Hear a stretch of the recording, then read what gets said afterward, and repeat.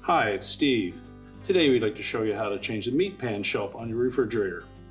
This particular style uses a cantilever mount, and it's a really easy job to change.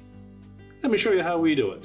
So to replace this part, we're simply going to open the refrigerator up. We'll remove any items that may be in that meat pan, slide it out of the shelf and just set it aside.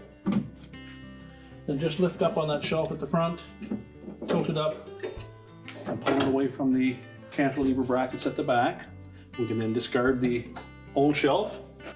Now if yours is broken, you'll want to vacuum up any glass that may be in there.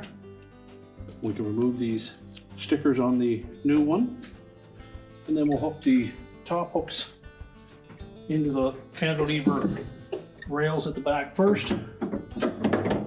Make sure they're properly engaged. Tilt it down, make sure it's locked in place.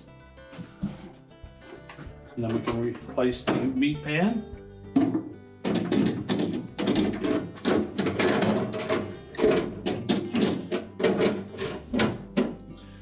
And to prolong the life of those shelves, if you're washing them, at least allow them to come up to room temperature before you immerse them in any warm water. And your repair is complete.